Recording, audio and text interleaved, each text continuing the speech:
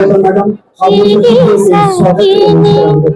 खिली बुरा से चेता का नैना आगे मोलार खिली सकीनी खिली बुरा से चेता का नैना आगे मोलार।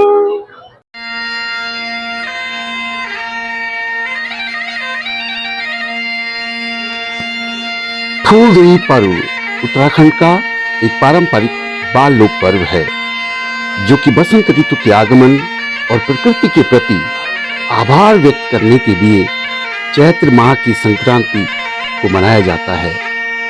आज के दिन बच्चे घर घर जाकर दहलीजों पर ताजे फूल सजाते हैं और उस घर की सुख समृद्धि की कामना करते हैं, जिसे फूलदेई छम्मा देई के लोकगीतों से मनाया जाता है।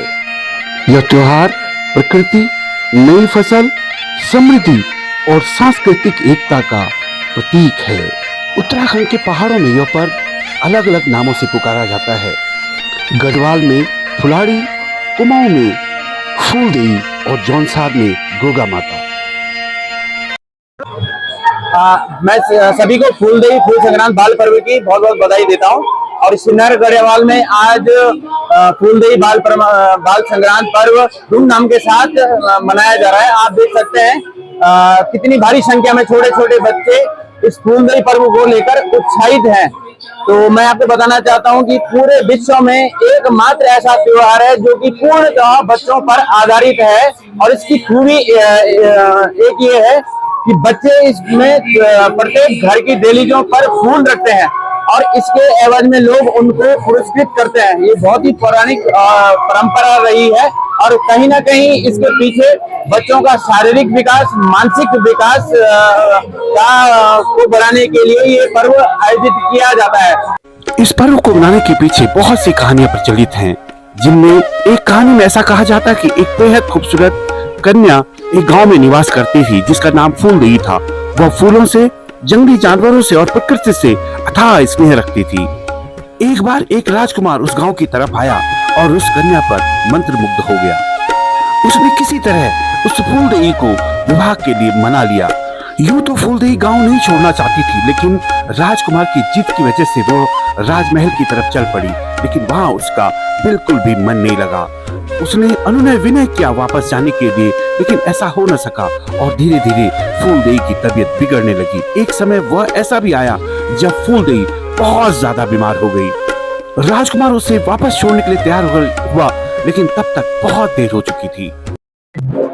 हमारे लोक पर्व फूलदेई की आप सभी को बहुत बहुत शुभकामनाएं, बहुत बहुत बधाई। देखिए, ये बच्चों का त्योहार है और बच्चों के त्योहार में हम सब बड़े आज शामिल हैं, तो इसकी मैं सभी को बहुत बहुत बधाई देती हूँ।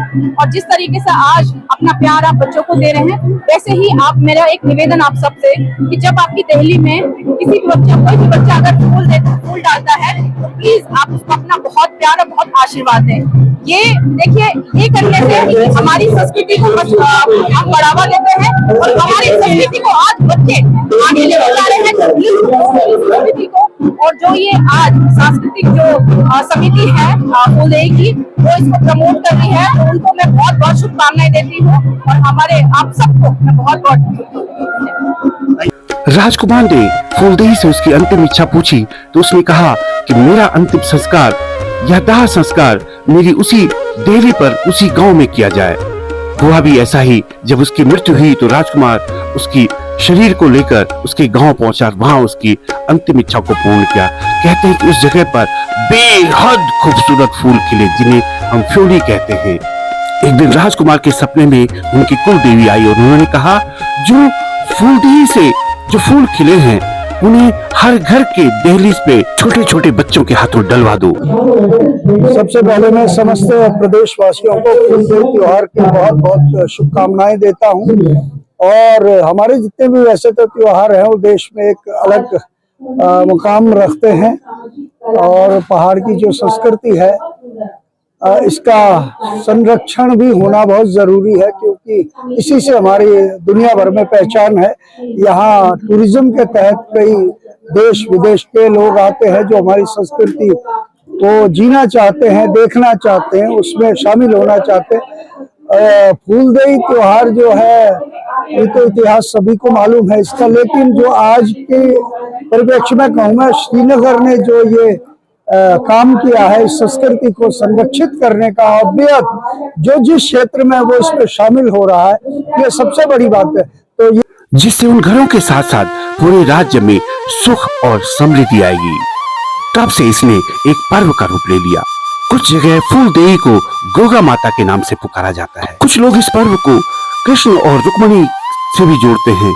कहते हैं कि एक बार रुक्मणी और कृष्ण के बीच में मनमुटाव हो गया, कृष्ण छुप गए और तब रुक्मणी ने सारे बच्चों को बुलाकर उनको फूल की टोकरियां देकर उन्हें कहा कि हर घर पर जाओ और उनकी देरी पर फूल डालो, ताकि कृष्ण, जब तुम फूल डालोगे, कृष्ण खुद स्वयं बाहर आ जाएंगे। और हुआ भी ऐसे ही। आप सभी को उत्तराखंड के बाल पर्व फूलदेई की ढेर सारी शुभकामनाएं और बधाई।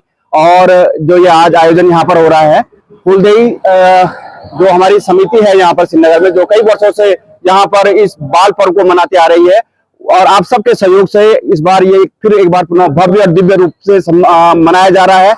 इसमें जो बच्चों का पर्व है, बच्चों की सहभागिता है, वो बहुत बढ़िया है। और जैसे कि आप सब जानते हैं कि छोटे छोटे बच्चे, जो अबोध बच्चे हैं, वो दूसरे व्यक्ति के लिए उसके दिल में फूल डालकर उसकी मंगल कामना करते हैं। इससे बढ़िया त्योहार विश्व में कहीं नहीं हो सकता है कि एक बच्चे जो है दूसरे के लिए मंगल कामना कर रहे हैं। तो ये हमारा बहुत बड़ी सांस्कृतिक परंपरा है, जिसका हम सब लोग निर्वहन कर रहे हैं, चाहे वो युवा हो, चाहे वृद्ध हो। और आप सबके लिए मैं धन्यवाद ज्ञापित करता हूँ, श्रीनगर के लोगों का धन्यवाद ज्ञापित करता हूँ कि उन्होंने इस आयोजन को इतना भव्य और दिव्य दिया। और साथ में आदरणीय बरतवाल जी जो पौड़ी से यहाँ पर पहुंचे हैं, उनका भी मैं धन्यवाद ज्ञापित करता हूँ कि आपने यहाँ पर आकर हमारी पूरी टीम की हौसला अफजाई की है। आप सबका धन्यवाद।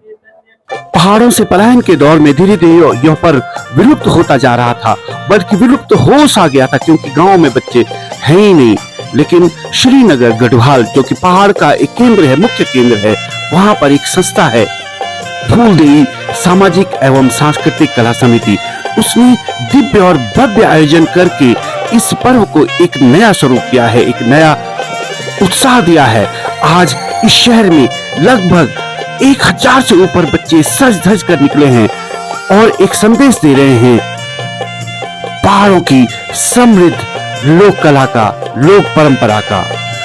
आइए हम सब मिलकर इस पर्व को मनाएं। आप सबको नमस्ते। फूलदेई पर्व की बहुत सारी बधाइयाँ। फूलदेई जो कि हमारा लोक पर्व है, प्रकृति से जुड़ा हुआ ये पर्व है और बच्चे इसको मनाते हैं। और चैत्र माह महीने की जो पहली तारीख है, एक तरीके से जो नववर्ष के रूप में भी इसको देखा जाता है। बच्चों का ये पावन पर्व, जो कि हम लोग ये कह सकते हैं कि 1 महीने तक लगातार बच्चे, छोटे छोटे बच्चे, जो चाहे वो बालिंगा के फूल हो, चाहे वो कचनार के फूल हो, चाहे वो फ्यूली के फूल हो या बुरांस के फूल हो, उनको इकट्ठा करेंगे। और उसके बाद जब वो इकट्ठा कर देंगे तो दूसरे दिन जब वो सुबह जाएंगे तो अलग अलग घरों में उन दहलीजों पर उन फूलों को रखते हैं, ताकि प्रकृति जिस तरीके से हम सब लोगों को खुश रखने की कोशिश करती है, साफ रखने की कोशिश करती है, और एक तरीके से यूं कहें कि प्रकृति हम सब लोगों को ऊर्जा देती है, ऐसी ये नौनिहाल सब लोगों के घरों तक पहुंचते हैं, उन फूलों को दहलीजों तक पहुंचाते हैं कि सबके घरों में खुशहाली आए और सब लोग खुश रहें। इस बात का प्रतीक ये त्योहार भी है। आज के इस आयोजन में क्या बच्चे, क्या बूढ़े, क्या नौजवान, क्या महिलाएं, सब झूम उठे हैं, सब नाच रहे हैं, गा रहे हैं, रंग बिरंगे वस्त्रों में। जो जिस थाप पर झूम सकता है, चाहे अपने पहाड़ी वाद्य यंत्र हो या फिर कुछ और, सब में झूम रहे हैं, गा रहे हैं, नाच रहे हैं। और पूरे शहर की सड़कों पर जो रंग बिरंगा माहौल है, उससे लगता है प्रकृति इसी तरह अपने को सजाती है। आज श्रीनगर बाजार भी उसी तरह सजा धजा। आप सभी लोगों को फूल संक्रांति की बहुत हार्दिक शुभकामनाएं। ये त्योहार जो हमारा जो राज्य त्योहार है और जो पौराणिक त्योहार है, इस बात का संदेश देता है कि प्रकार से बसंत ऋतु में नए नए फूल और नए नए फूलों का जो खिलते हैं, उसी प्रकार से हम लोग सबका जीवन खिलता रहे और इसी प्रकार से जीवन हमारा और खासकर जो बसंत ऋतु होती है, बसंत ऋतु फूलों के खिलने का मौसम होता है। बसंत का मतलब होता है खिलना, हरा भरा होना। तो हम सब लोगों का जीवन हरा भरा रहे, आप सब लोगों का जीवन हरा भरा रहे और खुशियों से भरा रहे, इसी शुभकामना के साथ आपको फूलदेई की हार्दिक शुभकामनाएं। इस तरह के आयोजन लगातार होने चाहिए और उत्तराखंड के पहाड़ों के हर गांव में, हर शहर में इस तरह के आयोजन किए जाने चाहिए। हमारे बच्चों को हमारे लोक पर्वों का पूरा ज्ञान होना चाहिए ताकि हमारी संस्कृति अनंत काल तक जीवित रहे। हम इस समिति के सभी सदस्यों को हार्दिक शुभकामनाएं प्रेषित करते हैं और इन बच्चों के उज्जवल भविष्य की कामना करते हैं। आप सबका बहुत बहुत धन्यवाद।